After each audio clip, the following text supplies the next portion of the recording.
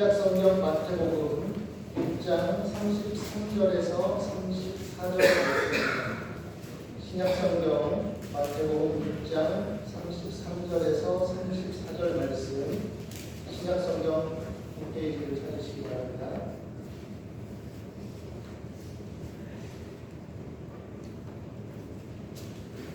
한 목소리로 마태복음 6장 33절에서 34절 말씀을 함께 읽도록 하겠습니다.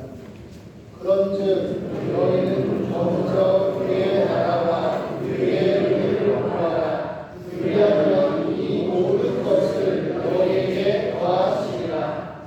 그러므로 내일 일을 위하여 염려하지 말라. 내일 일은 내일이 염려할 것이요 한 날의 괴로움은 그 날로 족하니라.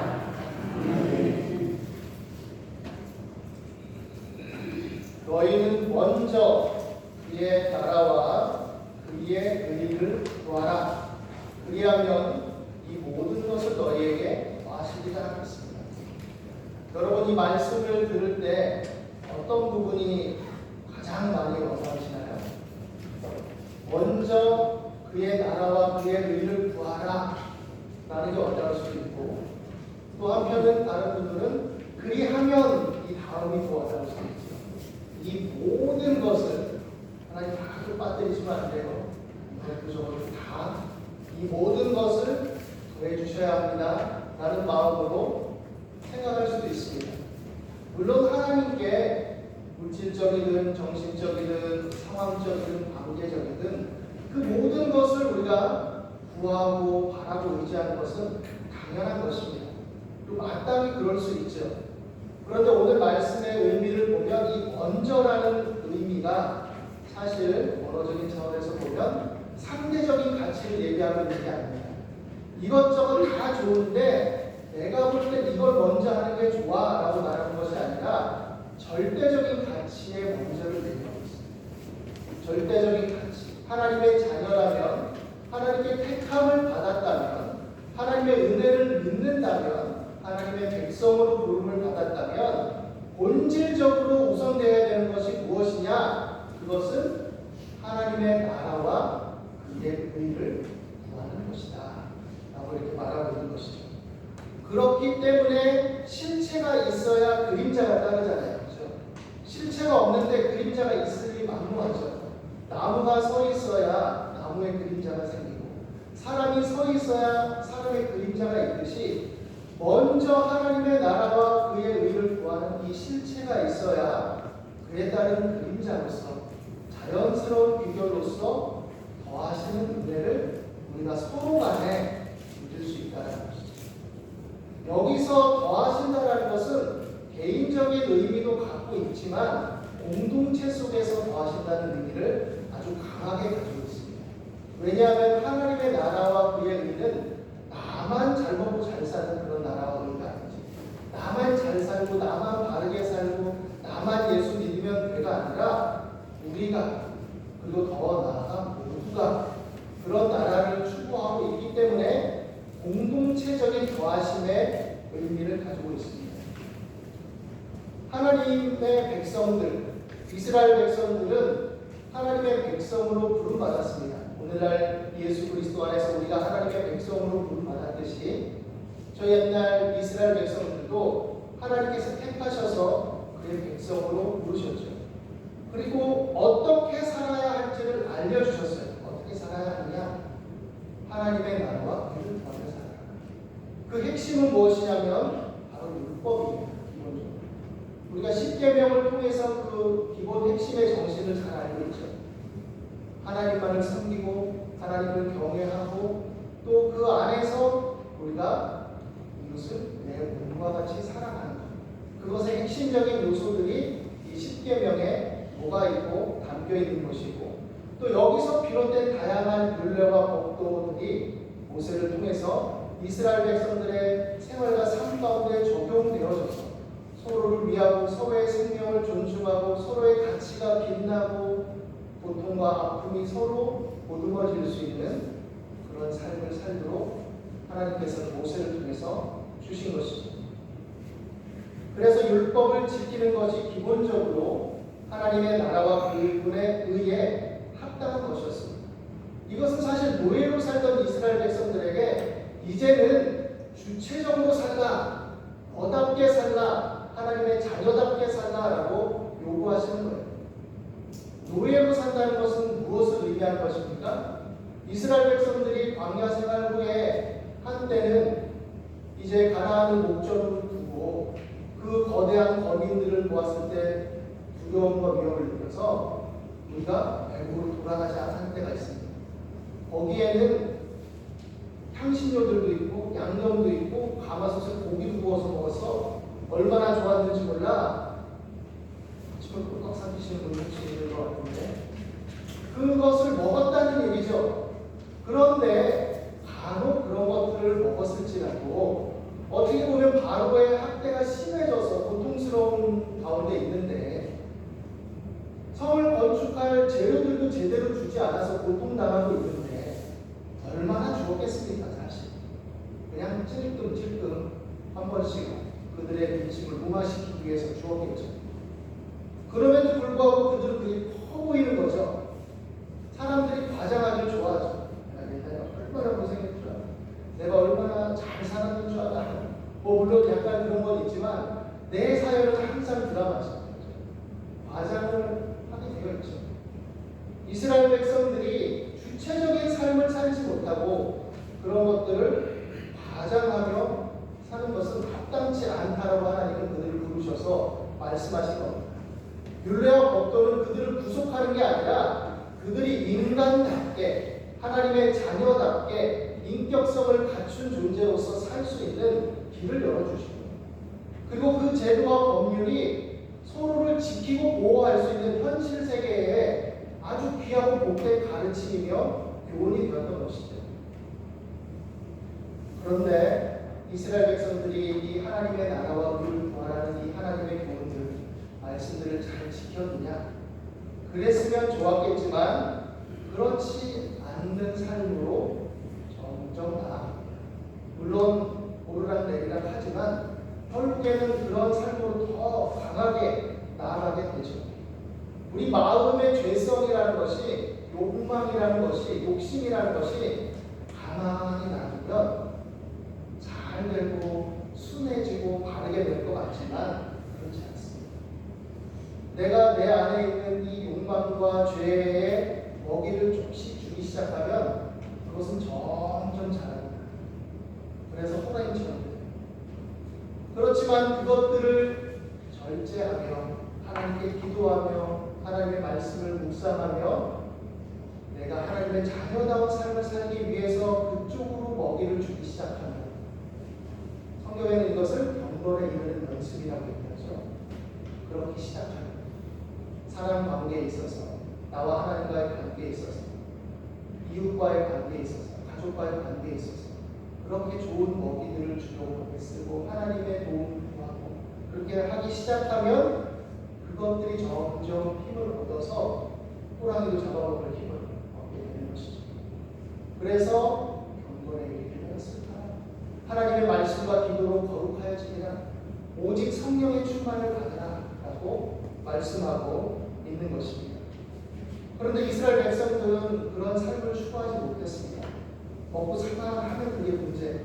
딴 생각이 자꾸 나는 거예요. 야, 여기 가나안 땅에 오니까 하나님이 금하신 것들이 더 멋져 보여. 우상신상도 굉장히 거대하고 풍습들이 굉장히 매력적이고 요즘 시대는 이런 게 유행한데 그런 것들을 다 추구하다 보니 이제 탐욕과 거짓의 행태들을 합리화하기 시작하는 거죠. 사람이 굉장히 이성적인 것 같지만 사실 감정이 많이 앞섭니다. 그래서 내가 하고 싶으면 그것을 아주 머리 좋게 그럴듯하게 합리화시키죠.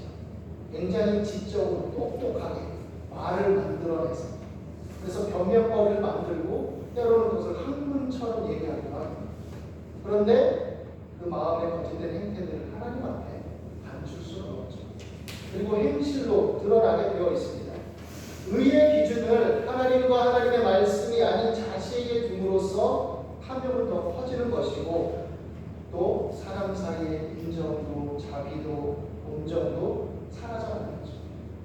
그리고 지도자들은 극심하게 타락합니다. 왜? 그런 풍조 속에서 힘이 더 있는데, 재물도 있는데, 자기가 부릴 수 있는 권세도 있지 않습니까? 그래서 어떤 일들이 일어나느냐? 재판을 왜곡합니다. 좀 잘 봐줘. 우리가 뭐 어제 오는 사이도 아니고 좀 봐줘.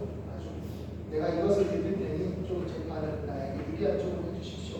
봐주고 법을 빙자해서 하나님을 빙자해서 재판을 왜곡하죠. 가난한 사람들, 돌봄이 필요한 사람들을 오히려 착취합니다. 하루 벌어 하루 먹고 사는 임금 노동자들의 품삯을 하루가 넘기기 전에 반드시 주라고 했습니다. 그냥 그 사람은 그게 일용할 양식이에요. 지연식입니다. 고아와 과부를 돌보라고 했습니다. 오늘날에는 뭐 일자리가 예전보다 많아졌지만 그 당시에 목축과 농경 사회에 고아와 과부는 살기 어렵죠. 그들이 못난 상대가 아니에요. 훌륭할 수 있죠. 그런데 사회 구조가 그랬단 말이죠. 그러니까 돌봐줘라 공동체가. 그런데 오히려 과부의 가산을 삼키고 고아를 억울하게 만드는 일들이 일어나게 되는 것이죠. 욕망이 중요하니까 입으로는 하나님 떠들고 제사 얘기하지만 풍요와 번영이 하나님 자리를 대신하게 되는 겁니다. 그때 선지자들이 외치죠. 야, 너희가 와서 제사 드린다고 하나님 기뻐할 것 같아. 하나님이 짐승의 피를 마시고 그 고기를 먹겠니? 그리고 와서 맨날 기도한다고 하고 금식하고 기도한다고 하는데 기도하지 마. 성전에 오지도 마. 이 말을 잘못 생각하셔서 교회에 오면 안 된다 이렇게 생각하시면 안 됩니다. 그만큼 하나님이 마음이 아프시고 분노하셨던 거죠. 차라리 똑바로나 살아라. 이렇게요. 와서 재물 안 바쳐도 좋고 와서 기도 안 해도 좋으니까 똑바로 살아라. 똑바로 살아라. 이 주위의 이웃을 돌보고 이 가족을 돌보고 똑바로나 먼저 살아라. 그게 하나님의 형상을 따라 창조된 사람의 마땅한 본분이라고 말씀하시는 것이죠. 로마서 1장 2장에 걸쳐 하신 말씀에 보면 유대인들에게 바울이 뭐라고 그럽니까? 율법 없는 이방인이 자기 양심을 따라 하나님의 법에 합당한 일을 행했을 때 율법을 자랑하면서 율법을 어기는 유대인들을 보면 어떻게 생각합니까? 그들이 잘못하면 그들이 오히려 하나님 보시기에 합당치 않아요. 그들이 보기에 합당치 않은 사람으로서 드러나지 않겠느냐. 입으로 하나님 떠들고 이러는 것으로는 소용이 없다라고 말씀하고 있는 것이죠. 선지자들이 외칩니다. 임금을 빼먹지 말고 저울을 속이지 말고 약한 자들을 착취하고 학대하고 무시하지 말고 좀 잘 산다고 구출거리고 못 사는 사람 비웃지 말고 좀 배웠다고 못 배운 사람 무시하지 말고 똑바로 살아라. 이게 얘기하고 있는 것이죠. 그럼에도 불구하고 우리의 현실은 정말 분홍빛이 아니에요. 그렇죠? 억울한 일도 있고 슬픈 일도 있고 답답한 일도 있고 이해가 안 되는 일들도 많이 있습니다. 시편 73편에 보면 아삽이라는 사람이 아주 분통이 터졌던 것 같아요. 이 사람은 하나님을 경외하고 율법대로 바르게 살려는 사람이었는데 자기가 보는 현실은 그렇지 않았던 것이죠. 그래서 하나님 호소합니다. 하나님, 이게 뭡니까? 이건 말도 안 되는 거예요. 하나님을 무시하고 조롱하는 자가 아주 고기만 먹고 잘 살아서 금두덩이에 살이 받고 있고 금목걸이도 하고 잘 먹고 잘 사니까 사람들이 뒤에서는 욕할지 모르지만 성문 어귀에 앉아가지고 선생 노릇하고 어른 노릇하고 그러고 있습니다. 그 자녀들은 어떤 줄 아세요? 오늘날로 말하면 명문대 다 합격하고 삼성에 들어가고 아주 잘 나가는 거죠. 근데 하나님 오늘날로 계획을 본다면 아삽이 그랬다니까 우리 아들은 취업도 잘 안 되네요. 아유 장사가 왜 이렇게 안 되죠? 이렇게 생각 들 수 있죠. 그러니까 이 아삽은 어떤 지경에까지 갔느냐? 하나님 내가 이것 때문에 엄청 고민이 돼서 나 하나님 버릴 뻔했어요. 나 하나님 떠날 뻔했습니다. 근데 내가 하나님 앞에 나아가 기도할 때 비로소 깨달았습니다. 저들의 마지막이 얼마나 무서운지 비참한지 슬픈지 이 세상의 전부 우리 사람은 동물과 달리 창조된 하나님의 형상을 따른 피조물이죠. 하나님은 우리의 영혼을 빚으시고 우리를 영적인 존재로 만드셨고 그래서 부활의 소망 가운데 우리가 살고 있는 것이죠. 그러니까 그 마지막을 보았을 때 하나님의 심판날을 듣고 알게 되었을 때 오히려 그들이 불쌍해진 것이죠. 안타까워진 것이죠. 마음이 아파진 것이죠. 그래서 지금 아삽은 또 어떻게 기도하느냐 그러고 나서 지금 현실이 그렇게 크게 변한 건 없습니다. 그렇게 깨달았다고 해서 갑자기 우리가 내가 부자가 되고 갑자기 목표계획이 건강 두드리며 금나와라 은나와라 뚝딱이 되듯이 뭐가 확 변한 건 아니지만 인생의 본분이 뭔지 사람이란 존재가 뭔지 이 세상에 나고 태어나서 자라고 죽는다는 게 뭔지 알게 되는 거예요. 그래서 아삽은 이제 죽음이라는 불청객이 어느덧 불현듯 닥쳐도 소망이 있는 사람이 된 거죠. 왜냐하면 하나님의 은혜를 알고 하나님의 불두심을 알고 하나님의 정의로우심과 공의로우심을 알기 때문에 그래서 하나님을 바라보게 된 것입니다. 이스라엘 백성들은 선지자들의 외침에도 불구하고 우리가 알듯이 결국은 망합니다. 남유다 북왕국 이스라엘이 갈렸고 북왕국 이스라엘이 아수르에 의해서 멸망하고 남유다도 선지자의 외침을 듣지 않고 북이스라엘의 사례를 잘 받아서 교훈으로 삼지 못하고 그래서 결국은 바벨론에 포로로 끌려가고 거의 없어지다시피 했지만 하나님의 긍휼로 살아남게 되죠. 그런데 예수님 당시 어땠습니까? 그런 우여곡절을 겪으면 변해야 되는데 참 사람이 변하기 쉽지 않아요. 참 쉽지 않습니다. 그래서 우리가 은혜를 붙들어야 돼요. 그래서 그래도 십자가를 붙들어야 돼요. 그래서 그 긍휼이 필요한 겁니다. 예수님 당시에도 마찬가지였어요. 특별히 지도자들을 예수님은 질타하셨죠. 지도자들의 행태가 어땠느냐? 예수님 당시에 그 신약의 말씀들을 살펴보면 제사장이라는 사람, 레위인이라는 사람이 길을 가다가 강도가 죽어가는 그 생명이 꺼져가는 현실을 보고도 굉장히 그럴듯한 이유가 있겠죠. 이거 시체인지는 모르는데 잘못 만지면 정결의 법에 어긋나? 나는 거룩한 직분을 맡은 사람인데 오늘 가야지. 또 어떤 경우라면 내가 돕는다고 미적미적 대다가 이 사람이 입고를 당한 거 보니 필시 하나님께 뭔가 죄가 있을 거야. 그러니 입고를 당하지 죄도 없는데 이런 일을 당하게 있어라는 그릇된 생각을 하는 거죠. 어려운 거 문제는 누구에게나 닥칠 수 있습니다. 그런데 그런 식으로 합리화하는 거죠. 자신의 마음과 행동을. 그럼 피해가죠. 그런데 유대인들이 대만도 못하게 취급하던 사마리아 사람은 어떻습니까? 그 사람은 자기 나라에 태워서 요한으로 데려가서 돈을 모아주고 돈이 더 들면 내가 와서 갚아주겠다. 내 사람처럼 내 식구처럼 그렇게 하는 거죠. 여러분 교회도 이런 마음이 있어야 됩니다. 있습니까? 있습니까? 이미 그러고 계신가 봐요. 아멘 소리가 참. 이미 그런데 목사님 뭘 또 확인하면 되겠어요. 그런 것 같아요. 우리 교회도 그래야 됩니다. 서로 이게 하나님의 공동체죠. 그리고 이제 돌아가죠. 예수님은 이 사마리아인이 오히려 더 의롭다. 누가 정말 선한 이웃이고 사랑의 사람인지를 밝혀주신 거죠. 이름표만 달았다고 그 사람이 되는 게 아닙니다. 생각만 한다고 그렇게 되는 게 아니에요. 작은 것이라도 실천하는 거죠. 물 한 그릇이라도 주고 종이 하나라도 주고 이것이 하나님의 의를 따라 살아가는 교회 공동체의 삶인 것이죠. 바리새인과 세리가 기도를 합니다. 바리새인은 하나님 나는 정해진 날에 금식하고 기도하고요 11조를 열심히 드리고요 얼마나 훌륭한지 몰라요. 밭에서 기르는 박하와 해양과 근처의 향신료와 나무의 11조까지 저울에 달아서 드릴 만큼 나는 철저한 하나님 편에 속한 자입니다.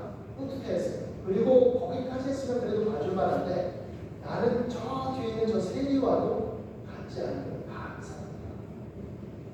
사람은 자꾸 비교하면서 자기 만족을 얻으려고 하거든요.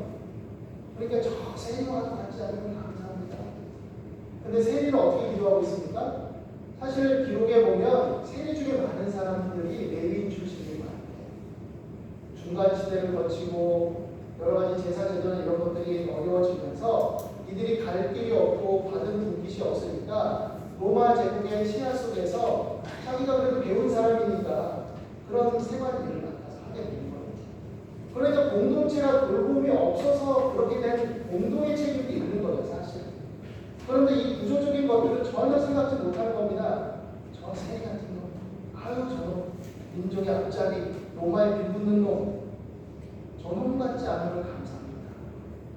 그런데 세리는 자기가 먹고 살려니 처자식하고 어쩔 수 없는 거죠. 또 부모님을 모셔야 되니 어쩔 수 없는 거죠. 가슴을 치면서 기도하죠. 하나님, 나는 죄인입니다. 그때 예수님이 이 얘기를 하시면서 뭐라고 했습니까? 세리가 더 옳다 인정을 받고 내려갑니다. 여러분 표면만 봐서는 몰라요. 아유 저 집사님은 예수 믿은 지 오래됐는데 왜 이렇게 그냥 거칠고 이렇게 살기 그래? 그분이 살아온 이력을 모르면 함부로 판단할 수 없는 거예요. 그 속에서 그분은 진짜 잘해야 되고 있는 걸 수도 있어요. 그렇죠? 그렇기 때문에 우리가 다른 사람을 볼 때 하나님의 의를 따라 하나님의 율법의 정신 안에 그 사랑을 따라 그 율법이 적용되도록 해야 되는 것이죠. 바리새인들은 철저한 율법주의자, 겉으로 볼 때 이보다 완벽할 수 없음에도 불구하고 하나님을 거스리는 사람이 되었던 것이죠. 과부의 두 대표는 또 어떻습니까? 제사장이 과부의 두 대표는 보고 어떤 생각을 했을 거예요? 아, 열심히 잘 드리네. 바쳐야 될 거 잘 바치네. 예수님도 어떤 면에서는 인정해 주셨죠. 앉아 계시다가 이 가난한 과부가 오늘 이 연복에 있는 모든 사람보다 저 부자들보다 가장 많이 받았다. 그래서 쥐어짜서 드러나 이 얘기를 하실 게 아니죠. 물론 작은 거라도 하나님 앞에 드릴 때 우리의 작은 것이 하나님 보시기에는 아주 귀하고 가장 큰 것이 될 수도 있는 거죠. 어렵게 사는 분이 교회에 나와서 우리 공동체를 위해서 선교 사역을 위해서 나무를 위해서 천원을 간절하게 이렇게 마음 모아서 헌금했을 때 이분이 하나님 보실 때 가장 많이 드린 게 될 수도 있겠죠. 그런데 여기서 정말 말하고자 하는 말씀의 의미는 뭐냐? 야 제사장들아, 야 율법 선생들아, 이 가난한 과부가 자기가 생활비로 써야 될 이 동전 두 개를 여기서 드려야 될 만큼 이렇게 핍절한데 너희는 안 돌보냐? 너희는 돌보지 않느냐? 왜냐면 그 당시 제사장들 바리새인들 중에 지주계급들이 많았거든요. 땅도 많은 거 가지고 있어요. 그러니까 안 돌보냐 이거예요. 부자들에게도 얘기하는 겁니다. 야 교회가 성공 많이 해서 인정받아 좋지. 네 가족과 이웃은 안 돌보냐? 이 얘기하는 겁니다. 그게 하나님의 뜻이고 하나님의 말씀을 적용하는 기본 권리다라고 말씀하고 있는 것이죠. 그럼에도 불구하고 예수님의 이런 말씀들은 불구하고 바리새인들은 선생이라 자처하는 자들은 대다수가 자신들이 의롭다고 생각했어요. 율법의 문자적인 의미, 기능적이고 기계적인 적용과 실천에 마음을 빼앗겨서 법이요 이렇고 이대로만 살면 된다라고 착각했던 거죠. 여러분 한번 생각해 보십시오. 옳은 말이, 옳은 규칙이 때로는 사람을 얼마나 힘들게 만듭니까? 때로는 사람 잡는 거예요. 그죠? 옳다 하면 이게 옳은 거야. 왜 내 말대로 안 해? 이게 질서고 진리야. 그렇지만 삶에는 맥락이라는 게 있고 정황이라는 게 있죠. 관계라는 게 있고 상황이라는 게 있고 옳은 법이라도 연약한 어린 아이한테 너 얘기해야지. 너 어디 부모한테 함부로 그냥 응애응애거려. 새우깡을 한 봉지 줬는데 이런 자식이 다 먹고 왜 하나밖에 안 줘. 기본이 안 됐네 이렇게 하면 그렇게 말하는 사람이 이상한 사람이지. 그래서 사람은 허다한 허물을 이긴다고 말씀하고 있습니다. 율법도 분명히 하나님의 나라와 의를 구하는 기본으로 우리에게 주신 분명한 하나님의 말씀인 건 맞지만 그 정신이 사랑으로 비롯돼야 된다고 말합니다. 서로 긍휼적이고 인자하게 여기고 기다려주고 인내하고 내가 할 수 있지만 저 사람이 하기 원하면 격려하면서 참아주고 서로 손을 잡아주고 그리고 내가 하나님 앞에 드리지 드리지만 많이 드릴 수 있는 여유가 있어서 드리지만 그러나 하나님 아빠 나와의 관계 속에서 감추고 연약한 사람이 상하지 않을까 염려해서 복돋아주고 참아주고 이게 먼저 하나님의 나라와 의를 구하는 예수님의 비전이고 가르치는 모습입니다. 하나님의 주권, 하나님의 말씀을 따르는 이러한 삶이 먼저 하나님의 나라와 의를 구하는 삶이죠. 하나님이 안식일 예법을 통해서 뭐라고 얘기합니까? 너도 쉬고 아들도 쉬고 종들도 쉬고 짐승들도 다 쉬게 해라. 왜? 하나님은 생명의 하나님이십니다. 그리고 쉬지 않고 일하게 되면 결국 탐욕과 욕망에 의해서 건강도 잃고 관계도 잃고 하나님의 질서도 까먹고 하나님을 예배하는 것도 잊어버리죠. 그러니까 그 날을 창조주 하나님을 기억하며 하나님을 예배하며 창조 세계를 묵상하며 하나님께 감사하고 쉼을 누려라. 비록 너희 집에서 부리는 하인일제도 얘는 쉬어야 될 권리가 있다. 왜? 하나님의 지으신 피조물이기 때문에. 우리의 삶은 그 당시의 시대와 문화를 벗어날 수는 없어요. 왜냐하면 우리가 그렇게 구성해서 살아가니까.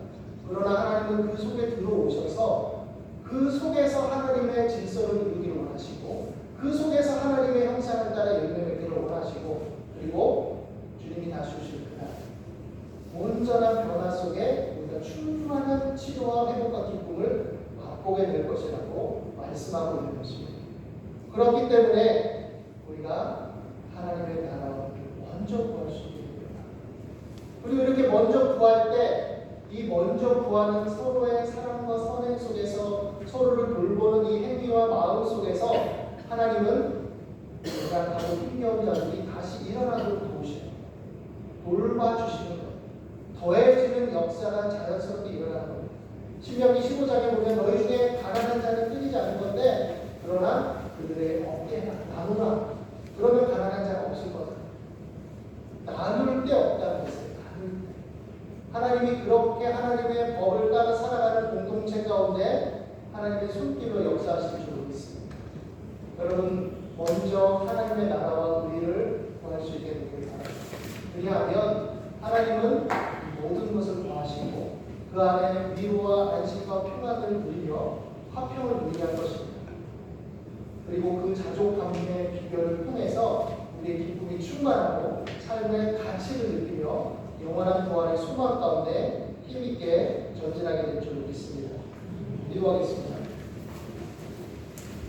하나님, 오늘 우리 가운데 함께 하시는 감사합니다. 이 귀한 송주중앙교회 공동체 서로 돌아보아 사랑과 사랑을 격려하며 먼저 하나님의 나라와 그의 의를 구하기로 결심합니다.